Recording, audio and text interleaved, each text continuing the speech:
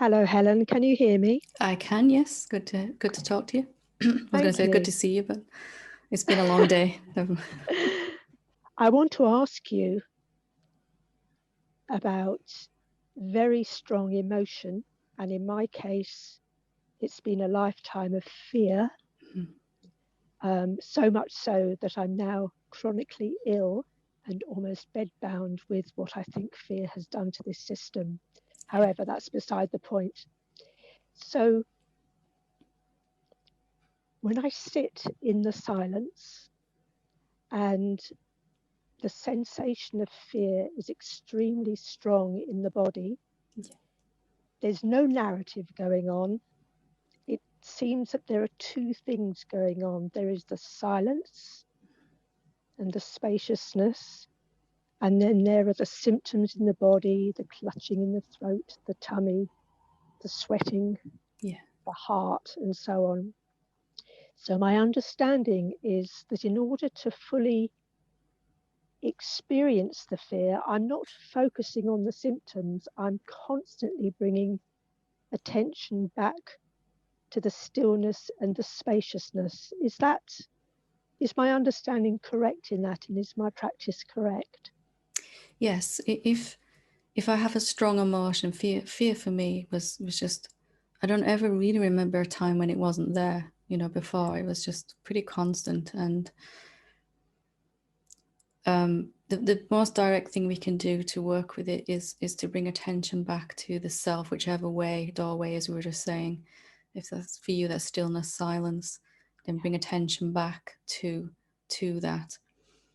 If you find that you're doing that and the fear isn't beginning to diminish, then it might be that you need to contemplate, to look at the fear itself, to question the story behind it. So what would, and it might seem a really strange thing to ask you, but if fear had a voice, if it had a mouth, if it was a person, what would it say? What would it want to say?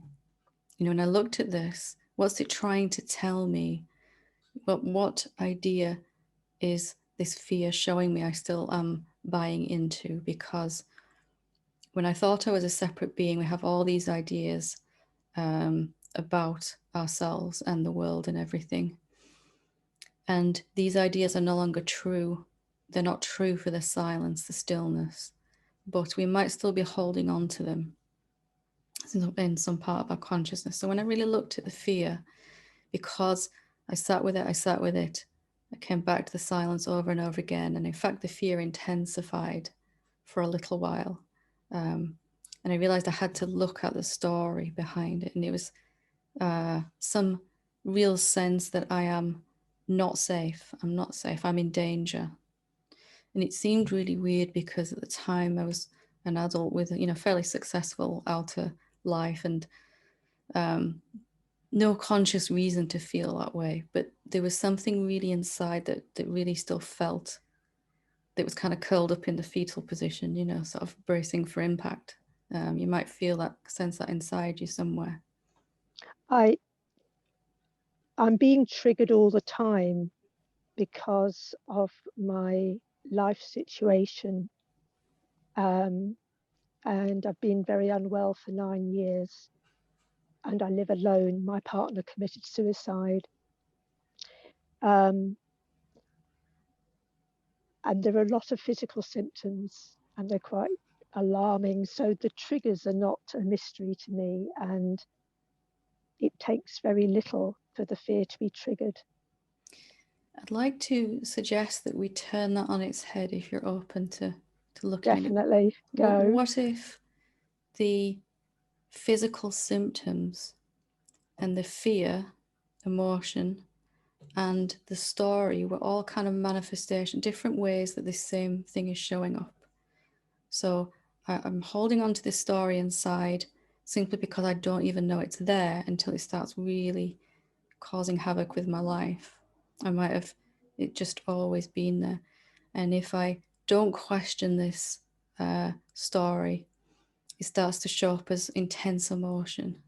And if I still don't question because I don't know how yet, or something like that, then it begins to really mess with the energy systems of the body and begins to show up as some kind of physical condition. The body is energy too, and it's energy is supposed to flow, but some very low vibration, some very low energy, like I'm not safe, I'm in danger, is just gonna slow down this fast flowing energy in the body. So it looks like illness. It looks like a lack of well-being in that. So it's not the physical symptoms that are triggering the fear, although it seems like that. It was really pivotal when I began to understand it's not my lack of money that's making me scared. It's my fear that's reflecting as lack of what I need to feel safe, showing up in this way. And for you, as the body, can you flip it on its head like that? And then the mind is never going to understand what I just said, so don't have to convince it. Then you can see the most direct way to work with this is to look at the story. What's the story behind this, the belief behind? You can see if we were talking about shame, the idea behind shame would be something like, I don't deserve to be happy. I don't deserve to awaken. Or if we were talking about anger, anger might say something like, it's not fair, I'm blocked, I can't get what I want and need. And fear, in the same way, if we could personify it, what would it say? When you really look at that and ask it what it's trying to tell you, it'll come up with some story.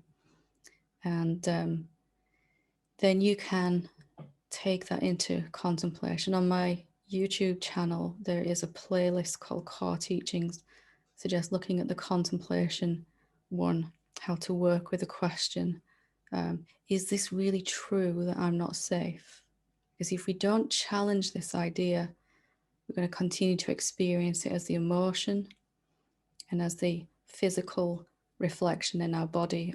It's probably showing up in a lot of ways in our lives as well, but this one particular way in the body is very prominent for you. Yeah. Thank you very much. Yes. There was a couple of beliefs, this fear as well, fear and anger, I had to really look at, because something was still insisting, even though I'd recognized the silence. This belief just stuck out even more. Then it was out of alignment with what I've seen myself to be. So it shouts at you like, come on, look at me here, and let's resolve this. Yes. Thank you. Yes, that's a whole other perspective. Bless your heart. Thank you so much. It took me a long time to figure that out. So I'm glad I hopefully can save you some time with that. Well, I'm so glad you did, because your journey is now helping. Oh, I can't tell you. I've been alone for so long, very solitary, and just working on myself and going within. So this is beautiful. Thank you so much. Good. Look forward to hearing the results of that.